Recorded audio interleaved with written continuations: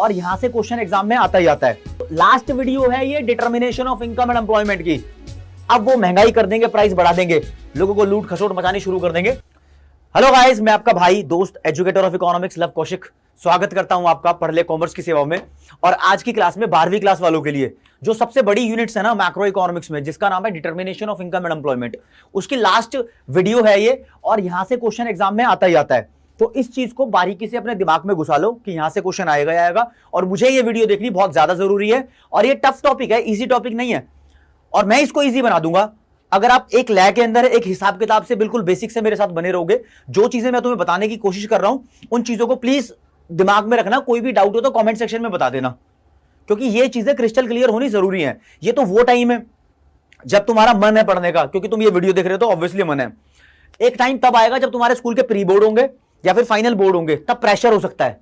तो उस प्रेशर में ये चीज समझनी पड़े वो गलत है, क्योंकि उस टाइम शायद ना समझ में आए।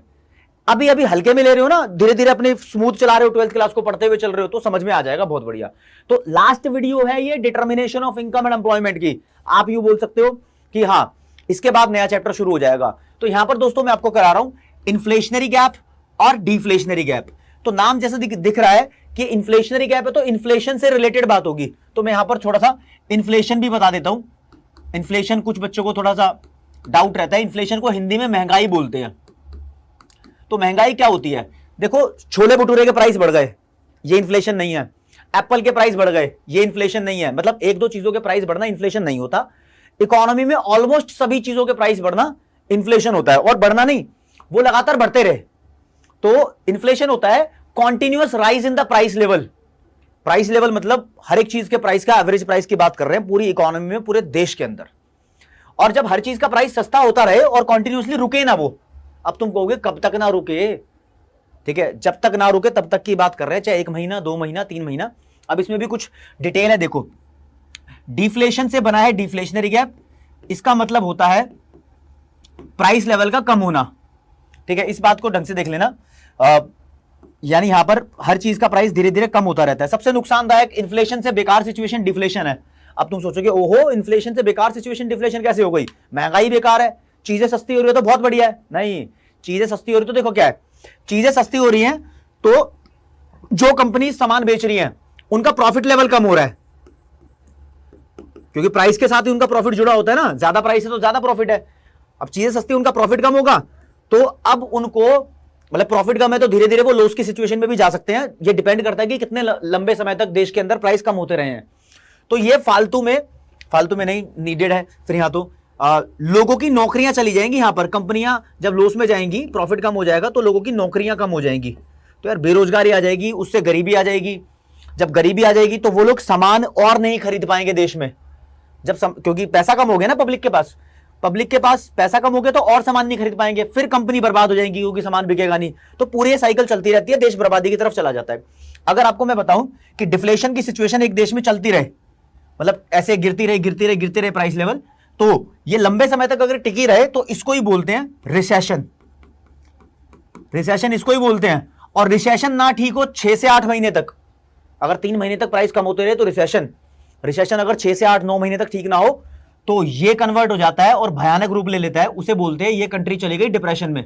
बहुत सारे देशों के साथ ऐसा होता रहता है। 1928 में अमेरिका के साथ हुआ था, बहुत फेमस डिप्रेशन आया था। और अभी रिसेंटली जिम्बाब्वे के साथ, वेनेजुएला के साथ और श्रीलंका में भी ऐसा बहुत कुछ हो रहा है। तो ये सिचुएशन हर देश में आ सकती है। यानी चीजें बिल्कुल भी सस्ती ना हो, ऐसे धड़ प्राइस कम होता रहे। होता क्या है, ना तो एकदम से सब कुछ महंगा होना चाहिए, ना एकदम से सब कुछ सस्ता होना चाहिए। थोड़ी स्टेबिलिटी चलती रहनी चाहिए, स्टेबिलिटी, ठीक है। कभी हल्का महंगा, कभी हल्का सस्ता, ताकि लोगों को आराम रहे और धीरे धीरे प्राइस बढ़ जाए तो एम्प्लॉइज की सैलरी भी बढ़ती है, क्योंकि कंपनी को प्रॉफिट भी होता है। तो एम्प्लॉइज की सैलरी बढ़ेगी तो पब्लिक की ही खरीदने की पावर बढ़ जाएगी, तो पब्लिक के लिए ठीक रहता है। आई होप जो मैंने समझाने की कोशिश की आपके दिमाग में घुस गई है। लेकिन हमारा टॉपिक है यहां पर इन्फ्लेशनरी गैप। भैया इन्फ्लेशनरी गैप को हम, कलर चेंज करता हूं पेन का यार, यहां पर इन्फ्लेशनरी गैप को प्यार से यहां पर एक्सेस डिमांड कहा जाएगा। एक्सेस डिमांड इन्फ्लेशनरी गैप का दूसरा नाम है। और डिफ्लेशनरी गैप का दूसरा नाम है डेफिशिएंट डिमांड। अब ये क्या चक्कर है, एक्सेस डिमांड और डेफिशिएंट डिमांड? मैंने डिमांड को डीडी लिख दिया यहां पर, आप समझ जाना कि डीडी है। ये सब कुछ समझाने से पहले डिटेल में आपको एक वर्ड यहां पर बताऊंगा मैं। इस वर्ड के थ्रू आपके दिमाग तक कुछ पहुंचाना चाहता हूं। वर्ड है फुल एम्प्लॉयमेंट।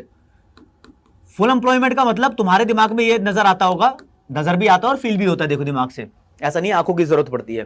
फुल एम्प्लॉयमेंट वो सिचुएशन लगती होगी जब सब लोगों को नौकरी मिल जाए, जो भी नौकरी करना चाहते हैं, क्वालिफाइड है, हर एक जनता के बंदे को नौकरी मिल जाए। लेकिन यहां पर जो फादर ऑफ मैक्रो इकोनॉमिक्स है, जॉन मानियार्ड कीन्स, वो बोलते हैं फुल एम्प्लॉयमेंट वो सिचुएशन होती है जब जो देश के अंदर रिसोर्स होते हैं वो कंप्लीटली इस्तेमाल हो जाए। Resources in the economy, economy को मैं ऐसे लिखता हूं, इकोनॉमी आर फुली यूटिलाइज्ड। अब रिसोर्स में ही लोग भी आ गए जिनको पूरी पूरी नौकरी मिल रही है, और सामान भी है। सामान क्या होता है? टाइम भी होता है, फर्नीचर भी होता है, प्रॉपर्टी भी होती है, नेचुरल रिसोर्सेज भी होते हैं। अगर हम उनको अच्छे से इस्तेमाल कर रहे हैं, पूरा इस्तेमाल कर रहे हैं, तो सोच लो देश के अंदर फुल एम्प्लॉयमेंट है। अभी तक इस क्लास से पहले हमने एम्प्लॉयमेंट की इस चैप्टर में बात नहीं की थी, बस इसी चैप्टर में एम्प्लॉयमेंट की बात कर रहा हूं, तो बिल्कुल दिमाग में डाल के रखना चीजें, क्योंकि यहां थोड़ी सेपरेट चीजें होने वाली है। मैं कह रहा था इस चैप्टर, इस क्लास से पहले सुन लो, इस क्लास से पहले क्या हो रहा था? अगर एडीएएस से ज्यादा है, इसका मतलब देश की डिमांड देश की सप्लाई से ज्यादा है, तो ऐसे में क्या करना चाहिए भाई? सप्लाई का में तो बढ़ा दो, सप्लाई को बढ़ा देंगे, यहां पर देश ठीक हो जाएगा। डिमांड ज्यादा कर रहा है ना, सप्लाई कम है, सप्लाई बढ़ा दो, कोई दिक्कत नहीं है। और इससे पहले अगर एग्रीगेट डिमांड यानी देश की डिमांड देश की सप्लाई से, मतलब सप्लाई ज्यादा है और डिमांड कम है, तो ऐसे में सप्लाई को कम कर लो भाई, क्योंकि बायर को सेटिस्फाई करना है ना ऑटोमेटिकली। ज्यादा प्रोडक्शन करके क्या करोगे? तो अगर पूछे एडीएएस से ज्यादा हो तो क्या होगा? तो वाई बढ़ेगा। वाई का मतलब प्रोडक्शन है देश के अंदर, जो यही एएस है वैसे। और अगर यहां पर एएस ज्यादा है तो एएस को कम कर देंगे, फालतू के अंदर प्रोडक्शन क्यों करना? नॉर्मल सिंपल सी बात थी, क्या होगा? लेकिन अब यहां तुम्हारे सामने सिचुएशन जो है वो फुल एम्प्लॉयमेंट की है। यानी क्या कह रहा हूं मैं? देखो, मैं कह रहा हूं देश के अंदर एडीएएस से ज्यादा भी है और प्लस इकोनॉमी के अंदर फुल एम्प्लॉयमेंट भी है। फुल एम्प्लॉयमेंट मैंने लिख दिया, तो देखना जरा, कह रहे हैं डिमांड ज्यादा है, सप्लाई कम है, तो सप्लाई बढ़ा लो भाई, किसने मना किया है? लेकिन सप्लाई बढ़ नहीं सकती, क्योंकि सब लोगों की नौकरी लग चुकी है, हर एक चीज इस्तेमाल हो चुकी है। Full employment level is already achieved, then there is no point to increase the supply. ऐसे में कहानी क्या है? ऐसे में कहानी है कि डिमांड ज्यादा है ना, तो दुकानदारों को लगता है कि बायर्स ज्यादा सामान खरीदना चाह रहे हैं और मार्केट में इस चीज की कमी हो गई है। Now they are having a chance to raise the price. अब वो महंगाई कर देंगे, प्राइस बढ़ा देंगे, लोगों को लूट खसोट मचानी शुरू कर देंगे। तो ऐसे में दोस्तों देश के अंदर प्राइस लेवल बढ़ता है, और इस प्राइस लेवल के बढ़ने को ही बोलते हैं महंगाई, ठीक है ना? और मान लो 100 रुपए की डिमांड है और 50 रुपए की सप्लाई है, ठीक है, और फुल एम्प्लॉयमेंट है देश में, तो इन दोनों के बीच का अंतर कितना है? 100 माइनस 50 यानी 50। तो ये फालतू की डिमांड है ना, मतलब डिमांड ज्यादा है 50 रुपए से, वैसे 50 रुपए नहीं होती, कई करोड़ों की बात होती है कंट्री के अंदर। तो this gap is called inflationary gap या फिर एक्सेस डिमांड। एक्सेस का मतलब ज्यादा, कौन ज्यादा? डिमांड ज्यादा। तो एक्सेस डिमांड और इन्फ्लेशनरी गैप कोई आपसे पूछ ले कि क्या होता है, तो साफ साफ सही और इजी शब्दों के अंदर ये लिखी डेफिनेशन। कोई पूछे what is inflationary gap, what is excess demand, तो आप बोलोगे it is a situation where AD is more than AS at full employment level in the economy. Ditto ये भी लिख दोगे तो कोई माइका लाल नहीं जो तुम्हारे नंबर काट ले, ठीक है। फिर इसकी वजह से इसका इंपैक्ट क्या होता है कंट्री पे? इसका इंपैक्ट दो चीजों पे बेसिकली पड़ता है, एक प्राइस लेवल पे और दूसरा एम्प्लॉयमेंट पे, इनकम पे। इनकम और आउटपुट एक साथ लिख लो, ये 2 पॉइंट बनाएंगे। तो यार क्या यहां पर प्रोडक्शन, वैसे तो असलियत में प्रोडक्शन बढ़ना चाहिए क्योंकि डिमांड है ज्यादा, प्रोडक्शन ही नहीं बढ़ सकता। तो प्रोडक्शन नहीं बढ़ता तो नो चेंज आएगा प्रोडक्शन में, इट विल रिमेन कांस्टेंट। फिर एम्प्लॉयमेंट, नौकरियां भी नहीं बढ़ेगी क्योंकि नौकरियां सबको मिल चुकी हैं। बढ़ानी चाहिए थी ना, यहां पर कम करने का तो कोई पॉइंट ही नहीं है क्योंकि डिमांड बहुत ज्यादा है, डिमांड सेटिस्फाई करानी पड़ेगी। तो इस बात को ध्यान रखना कि इन्फ्लेशनरी गैप का प्राइस पे इंपैक्ट ये होता है कि प्राइस महंगा हो जाता है, एम्प्लॉयमेंट और इनकम सब कांस्टेंट रहते हैं, नो चेंज होता है। इसका डायग्राम कैसे बनाना है वो डायग्राम भी बताऊंगा। अब इसके डायग्राम पे आ जाते हैं। चलो इसका डायग्राम कैसे बनाना है, देखो इसके डायग्राम पे सबसे पहले ये वाई एक्सिस, ये एक्स एक्सिस, और इस बात को ध्यान में रख लेना कि एक्स एक्सिस पे इस बार अभी तक किसी चैप्टर में, सब चैप्टर में, मतलब इसी चैप्टर के अंदर सारे डायग्राम्स में तुम एक्स एक्सिस पे इनकम और आउटपुट लिखते आ रहे थे। यहां ध्यान रखने वाली बात है, सिर्फ आज की क्लास में जो डायग्राम बनेंगे ना उनमें इनकम आउटपुट के साथ एम्प्लॉयमेंट भी लिखा जाएगा, क्योंकि एम्प्लॉयमेंट की बात कर रहे हैं, फुल एम्प्लॉयमेंट लेवल हमने अचीव कर दिया। तो आप इनकम एंड एम्प्लॉयमेंट लिख सकते हो या आउटपुट एंड एम्प्लॉयमेंट लिख सकते हो, कोई दिक्कत वाली बात नहीं है, क्योंकि इनकम और आउटपुट तो सेम क्वांटिटी है, जितना आउटपुट है उतनी इनकम है। यहां पर 2 कर्व बनाएंगे, एग्रीगेट डिमांड और एग्रीगेट सप्लाई। अब ये क्या है, ये हम हमेशा इकोनॉमिक्स में ना आज की बात नहीं करते, हम बात करते भविष्य की।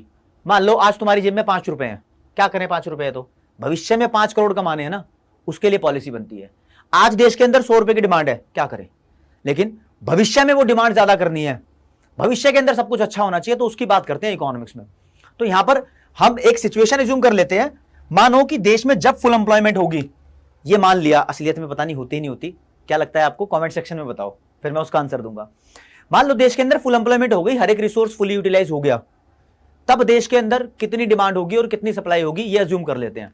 ये अज्यूम किया है मैंने इस लाइन के थ्रू, इसको मैंने बोला वाई की लाइन है, एग्रीगेट सप्लाई कर्व है 45 डिग्री का, ये मान लो ये एग्रीगेट सप्लाई कर्व है, और यहां पर एक एग्रीगेट डिमांड कर्व बना दिया मैंने, और इस एग्रीगेट डिमांड के बारे में बात हो रही है कि ये डिजायर्ड है, जो भी चीजें एक्सपेक्टेड होती हैं वो डिजायर्ड होती हैं, और आप इसको एक्सेंटे बोल सकते हो, एक्सेंटे अच्छे समझा रखा है मैंने क्या होता है, होने वाली चीजें, ठीक है। तो ये अज्यूम कर लिया पहले कि मान लो आज कोई भी डेट है, मैं बात कर रहा हूं अगले साल की 1 जनवरी की, अगले साल 1 जनवरी को देश के अंदर इतनी डिमांड होगी, ये जो कर्व है, और ये सप्लाई कर्व होगा। ये पहले से इकोनॉमिस्ट बना लेते हैं, इकोनॉमिस्ट बहुत दिमागदार होते हैं, पॉलिसीज बनाते हैं, तो देश के लिए वो आइडिया लगा लेते हैं। मान लो ये होगी, तो देश के अंदर जरूरत है कि ये वाला इक्विलिब्रियम पॉइंट होगा, क्योंकि यहां पर एडी और एएस एक दूसरे को कट कर रहे हैं बराबर एक दूसरे के, इसके नीचे जितना भी प्रोडक्शन है ओ से लेकर Y1 इतना प्रोडक्शन करने की जरूरत है।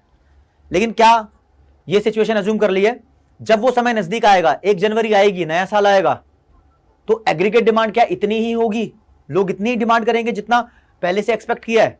असलियत में कुछ भी हो सकता है, वो डिपेंड करता है कि इकोनॉमिस्टों की प्रेडिक्शन कैसी थी। असलियत में डिमांड पहले से ज्यादा भी हो सकती है और पहले से कम भी हो सकती है। मैं वो सिचुएशन पढ़ा रहा हूं कि मान लो कि जब वो समय आया जिस समय के लिए तुमने लेट किया था, तो एग्रीगेट डिमांड पहले से ज्यादा निकली, यानी उस समय की एक्चुअल डिमांड के बारे में बात कर रहे हैं। जब वो 1 जनवरी आ गई, एक्चुअल का मतलब होता है एक्सपोज्ड, यानी अनप्लैंड, ये थी प्लैंड, नीचे वाली प्लैंड है, ऊपर वाली अनप्लैंड है। तो यार इकोनॉमी कह रही है कि मुझे इक्विलिब्रियम इस पॉइंट पे चाहिए, ये पॉइंट ई डैश, और प्रोडक्शन होना चाहिए Y1, मतलब Y2 इसको बोल दो। हमने सोचा था इसके बारे में, लेकिन इकोनॉमी को चाहिए ये, हमने सोचा था कि इतना प्रोडक्शन करेंगे, इकोनॉमी को चाहिए इतना प्रोडक्शन। तो दोस्तों जो इन दोनों प्रोडक्शन के बीच में गैप है, यानी हम कर तो इतना ही सकते हैं, देश की डिमांड ये है, तो this gap is called inflationary gap या फिर एक्सेस डिमांड, जो आपका मन करे वो वर्ड यूज कर लो। ये कर्व का थोड़ा सा वो है कि कर्व मैंने बिल्कुल एग्जैक्ट पैरेलल नहीं बनाए, लेकिन आपको सही से बनाने हैं। आपको एक बात और बताता हूं कि हमने सोचा था इतनी डिमांड होगी, लेकिन डिमांड ज्यादा निकल गई, तो इन दोनों कर्व के बीच का गैप भी इसके गैप के बराबर होगा। वो आप डायग्राम बनाओगे, 45 डिग्री की लाइन अगर ये हुई आपकी तो बिल्कुल सही बनेगा। और आपको जरूरी नहीं है कि ये 45 डिग्री की लाइन ही एग्जैक्ट कंपास से या डी से बनानी है, वहां पर आप कैसे बना लो, कोई जजमेंट नहीं है आपकी, बस डायग्राम के अंदर नॉलेज होनी चाहिए। तो इन दोनों के बीच का गैप और इन दोनों कर्व के बीच का गैप कहीं से भी मेजर कर लो, कहीं से भी लाइन डाल लो, जहां से तुम्हारा मन करे वहां से, इन दोनों कर्व के बीच का गैप, ये भी एक्सेस डिमांड होता है, यानी एक दूसरे के बराबर ही होते हैं दोनों गैप, ये वाला और ये वाला। तो दोस्तों ये हो गया एक्सेस डिमांड का डायग्राम।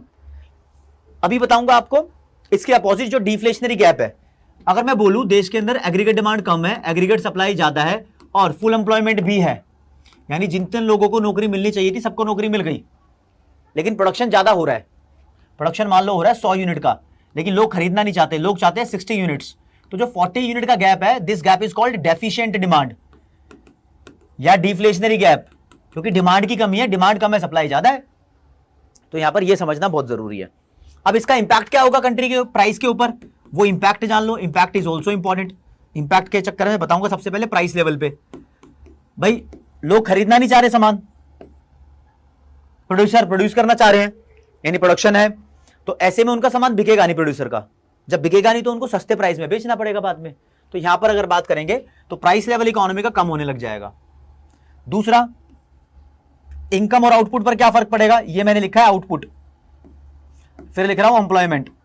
तो यार प्राइस लेवल कम हो रहा है, प्रोडक्शन ज्यादा है, इतने प्रोडक्शन की जरूरत ही नहीं है, लोग सामान नहीं खरीद रहे, तो कंपनियां जो फर्म है वो लोगों को नौकरी से निकालने लग जाएंगी, तो एम्प्लॉयमेंट का लेवल कम हो जाएगा, यहां पर एम्प्लॉयमेंट का लेवल कम हो जाएगा और प्रोडक्शन भी फिर कम होगा। जब नौकरियां नहीं रहेंगी तो प्रोडक्शन भी कम होगा, तो इस केस में प्राइस लेवल कम होगा, आउटपुट कम होगा और एम्प्लॉयमेंट कम होगी।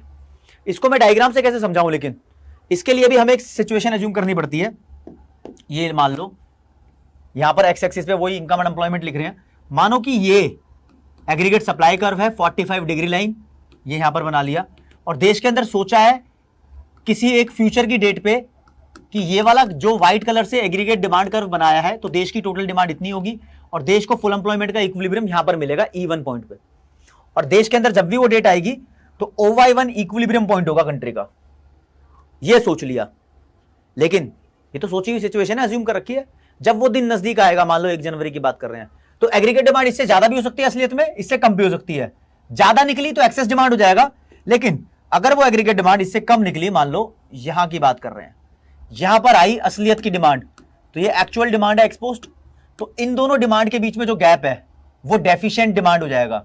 यानी ये वाला इक्विलिब्रियम चाहिए था लेकिन ये अटेन हो रहा है, इसमें प्रोडक्शन हम इतना कर सकते हैं Y2 तक, तो हम ज्यादा ताकत है प्रोडक्शन करने की, फुल एम्प्लॉयमेंट पे यहां पर है, लेकिन इकोनॉमी कह रही है नहीं चाहिए इतना, तो हमारी डिमांड की साइड की कमी है ना, इसलिए इसको एक्सेस सप्लाई नहीं बोलते, डेफिशिएंट डिमांड बोलते हैं। डेफिशिएंट का मतलब कम, तो this gap is known as deficient demand. ठीक है जी। और इन दोनों के बीच का गैप, इन दोनों कर्व के बीच का गैप जो होगा, कहीं से भी नाप लो, मान लो ये गैप हमने इंडिकेट कर दिया, ये भी डेफिशिएंट डिमांड है। ठीक है, तो ये गैप और ये गैप, दोनों कर्व के बीच का गैप कहीं से भी नाप लो, सेम ही होगा। अगर आपको थोड़ी सी भी कंफ्यूजन हो रही है इस डायग्राम को लेके, तो मैं वो कंफ्यूजन क्लियर कर देता हूं। ये देखो दोनों डायग्राम, ये देखो, ये ओरिजिन, ये वाई मैंने बनाया एग्रीगेट सप्लाई कर 45 डिग्री लाइन का। मैंने सोचा देश के अंदर एग्रीगेट डिमांड इतनी होगी भविष्य में, लेकिन असलियत में वो डिमांड इससे ज्यादा निकली, तो इन दोनों कर्व के बीच का गैप एक्सेस डिमांड। अगर असलियत में वो डिमांड इससे कम निकली, तो इन दोनों कर्व के बीच का गैप डेफिशिएंट डिमांड। बस इस बात को ध्यान रख लेना। बस लाइनें तो नीचे डालनी है इक्विलिब्रियम की, ये रही, ये रही, यहां पे कट कर रहे हैं, यहां पर वो लाइनें डालनी पड़ेगी। तो ये आइडिया लगा लो, आपको इस तरीके से ये डायग्राम करना है और इनका इंपैक्ट करना जरूरी है। जब भी पेपर में आएगा क्वेश्चन, सबसे पहले एक्सेस डिमांड या मीनिंग, एक्सेस डिमांड या कुछ भी लिखा है, excess supply, sorry deficient demand, उसका मीनिंग लिखेंगे, फिर उसका प्राइस लेवल पे इंपैक्ट क्या होगा, एम्प्लॉयमेंट पे इंपैक्ट क्या होगा वो बताएंगे, फिर डायग्राम बताएंगे, और डायग्राम की एक्सप्लेनेशन देनी अत्यंत आवश्यक है कि एक्स एक्सिस पे क्या बताया, कौन सा पॉइंट क्या शो कर रहा है। ठीक है, अब यहां पर कुछ बातें आपको पीछे डायग्राम में बताता हूं। ये जो अज्यूम किया हुआ होता है ना, ये पॉइंट के भविष्य में क्या होगा, वो फुल एम्प्लॉयमेंट का इक्विलिब्रियम होता है, यानी फुल एम्प्लॉयमेंट होगी तो देश में इक्विलिब्रियम होगा। और जो डेफिशिएंट डिमांड में जो हमें मिलता है वो अंडर एम्प्लॉयमेंट इक्विलिब्रियम होता है, यानी हमें ज्यादा चाहिए ही नहीं जितना हम कर सकते हैं, अंडर एम्प्लॉयमेंट का इक्विलिब्रियम होगा। फुल एम्प्लॉयमेंट इक्विलिब्रियम वो है ना जहां पर AD/AS बराबर है और देश में फुल एम्प्लॉयमेंट भी है। लेकिन इन दोनों सिचुएशन जो आज पड़ी है, वहां पर AD/AS तो बराबर ही नहीं है लेकिन फुल एम्प्लॉयमेंट है, यानी वो इक्विलिब्रियम नहीं है। हम सोचते हैं कि यहां पर इक्विलिब्रियम होगा, असलियत में नीचे आ गया। पीछे वाले डायग्राम में देखो, ये एक्सेस डिमांड है, ये वाला एक्सेस डिमांड है, तो यहां पर सोचा था कि यहां पर इधर इक्विलिब्रियम होना चाहिए E पॉइंट पे, लेकिन ऊपर की डिमांड हो गई है ना, तो ये हमारा इधर फुल एम्प्लॉयमेंट इक्विलिब्रियम था। ठीक है, यहां पर जो ये है ये ओवर एम्प्लॉयमेंट इक्विलिब्रियम है, ओवर एम्प्लॉयमेंट हो नहीं सकती, तो इसके बारे में कुछ हम कमेंट करते ही नहीं। अगर आपसे पूछे कि इन्फ्लेशनरी गैप और डिफ्लेशनरी गैप में अंतर बता दो, तो हम अंतर आसानी से बता देंगे। कैसे बता देंगे, आपको बहुत इजीली आ जाएंगे। दोनों की मैंने डेफिनेशन लिखी हुई है, दोनों की डेफिनेशन पहला पॉइंट बन जाएगा कि दोनों का मीनिंग। ठीक है, फिर दोनों का दूसरा नाम, डिफ्लेशनरी गैप का दूसरा नाम है डेफिशिएंट डिमांड, ये अदर नेम लिख दिया, और इसका नाम है एक्सेस डिमांड। थर्ड पे इनका प्राइस लेवल पे क्या इंपैक्ट होता है, यहां प्राइस लेवल कम होता है, यहां पर प्राइस लेवल बढ़ने लगता है। चौथे पे इनका डायग्राम आ जाएगा। ये 4 डिफरेंस आप आसानी से बना सकते हो। पांचवें पे और इंपैक्ट बता सकते हो, प्राइस पे बताया था ना, यहां इनकम और आउटपुट पे इंपैक्ट बता सकते हो। इनकम और एम्प्लॉयमेंट पे यहां कांस्टेंट रहती है इनकम और एम्प्लॉयमेंट, और सॉरी ये इन्फ्लेशनरी गैप है, तो इन्फ्लेशनरी गैप में प्राइस लेवल बढ़ता है और यहां पर प्राइस लेवल कम होता है डिफ्लेशनरी गैप में। डायग्राम दोनों का आ जाएगा, यहां पर कांस्टेंट रहता है इनकम और एम्प्लॉयमेंट, यहां पर इनकम भी और एम्प्लॉयमेंट भी दोनों की वैल्यू कम होती है। तो ये आसानी से आप बना सकते हो। बहुत सारे डिफरेंस, मैंने तो 5 बताए हैं, आप तो 10 बना सकते हो, क्योंकि अब मैं आपको वो तरीके बताऊंगा अगर देश के अंदर ये प्रॉब्लम होगी तो ठीक कैसे होंगी, ठीक करने के मेजर भी डिफरेंस में हो सकते हैं। तो अब बता रहा हूं आपको measures to correct, measures to correct, correct correct लिख दिया सही से नहीं, करेक्ट इन्फ्लेशनरी गैप या फिर एक्सेस डिमांड। एक्सेस डिमांड को ठीक करना है तो इसके मेजर्स क्या हैं। अब देखो एक्सेस डिमांड क्या सिचुएशन है जहां पर AD ज्यादा है, AS कम है और फुल एम्प्लॉयमेंट भी है देश में। तो इसको ठीक करना है तो एडी को कम करा दो किसी भी तरीके से, तो एडी कम हो जाएगी तो एक्सेस डिमांड ठीक हो जाएगी। तो हमारे पास इसके दो तरीके होते हैं सॉल्व करने के। पहले मेजर्स को बोलते हैं मॉनेटरी मेजर्स, तो मॉनेटरी पॉलिसी जो आरबीआई बनाता है उसके मेजर्स होते हैं, ठीक है। दूसरे होते हैं फिस्कल मेजर्स, फिस्कल मतलब सरकार के मेजर्स, जो गवर्नमेंट पॉलिसी बनाती है उसके मेजर्स होते हैं। तो पहले बात करूंगा मॉनेटरी मेजर्स की। सरकार चाहती है कि किसी भी तरीके से मनी सप्लाई को कम कर दिया जाए, तो देश के अंदर पैसों का फ्लो कम हो जाएगा और लोगों की डिमांड कम हो जाएगी, तो ये प्रॉब्लम ठीक हो जाएगी। अब इसके लिए क्या क्या तरीके हैं भाई, मनी बैंकिंग का अगर चैप्टर पढ़ाओ तो CRR, SLR, bank rate, repo rate, reverse repo rate जैसी चीजें, कोई भी रेशो बढ़ा दो मनी सप्लाई कम हो जाएगी। तो किसी भी रेशो को बढ़ाने से मनी सप्लाई कम हो जाती है और इन्फ्लेशनरी गैप ठीक हो जाता है। वैसे सही बताऊं तो मॉनेटरी पॉलिसी के मेजर्स दो पार्ट में डिवाइडेड है, क्वांटिटेटिव अलग है, क्वालिटेटिव अलग है। क्वालिटेटिव में margin requirement, moral suasion, deficit financing आता है, लेकिन अभी हाल फिलहाल के लिए आप इतना ही कर सकते हो, कोई दिक्कत वाली बात नहीं है। फिस्कल मेजर के अंदर दो ही हैं, यानी ये मनी सप्लाई से रिलेटेड कोई मेजर नहीं है। एक तो देश के अंदर टैक्स है, एक सरकार का खर्चा है। सरकार को देश के अंदर डिमांड कम करवानी है ना, तो टैक्स बढ़ा देगी तो लोगों के पास खर्च करने के लिए पैसे नहीं बचेंगे, तो देश की टोटल डिमांड कम हो जाएगी। और गवर्नमेंट अगर अपना खर्चा भी कर दे तो गवर्नमेंट देश का हिस्सा ही है, अपना खर्चा कम किया तो देश का हिस्सा है, तो देश की डिमांड ही कम हो गई, तो ऐसे ठीक हो जाएगी। अगर तुम्हें डेफिशिएंट डिमांड को ठीक करना है तो डेफिशिएंट डिमांड में क्या है, डिमांड कम है, उसको बढ़ाना पड़ेगा। उसके लिए इसका सब कुछ उल्टा उल्टा करना पड़ेगा, किसी भी रेशियो को कम कर दो, उससे मनी सप्लाई बढ़ जाएगी और एडी बढ़ जाएगी। यहां पर तो इसकी वजह से एडी कम हो रही थी। और फिस्कल मेजर कैसे डेफिशिएंट डिमांड को ठीक करते हैं, तो इसका उल्टा उल्टा कर दो, क्योंकि डिमांड बढ़वानी है वहां पे। तो गाइस जो मैंने ये क्लास ली है, जो मैंने ये वीडियो बनाई है, इस वीडियो में मैंने ज्यादा होमवर्क आपके लिए रखा है। मतलब मैं चाहता हूं कि आप इस पे समझो और बताओ मुझे कि आप जिस तरीके से मैंने आज पढ़ाया है, थोड़ा फास्ट पढ़ाया है, तो ये फास्ट पढ़ाने का तरीका ठीक है। मतलब मैं खुद चाहता हूं कि हाँ बस समझा रहा हूं आपको चीज। तो एक मैंने एक्सपेरिमेंट किया एक तरीके से, यार ये तरीका ठीक है तो कमेंट सेक्शन में ओके रिपोर्ट बोल दो, जी सर बिल्कुल ठीक है, आप ऐसे ही पढ़ाइए। या फिर बहुत स्लो स्लो पढ़ाना है, क्योंकि स्पीड की भी थोड़ी दिक्कत हो रही है, कुछ स्टूडेंट मिक्स रिस्पॉन्स दे रहे हैं, तो इस तरीके से ठीक है। तो तरीका बताओ आपको क्या पसंद है, ठीक है ना। तो मैं इतनी क्लास में determination of income and employment chapter खत्म करता हूं, और इसके ऊपर क्वेश्चन भी मैंने बता दिया, दोनों का डिफरेंस आ सकता है, किसी एक चीज को एक्सप्लेन करने के लिए आ सकता है। आज की क्लास में इतना ही। जय हिंद, जय भारत, नमस्कार, धन्यवाद।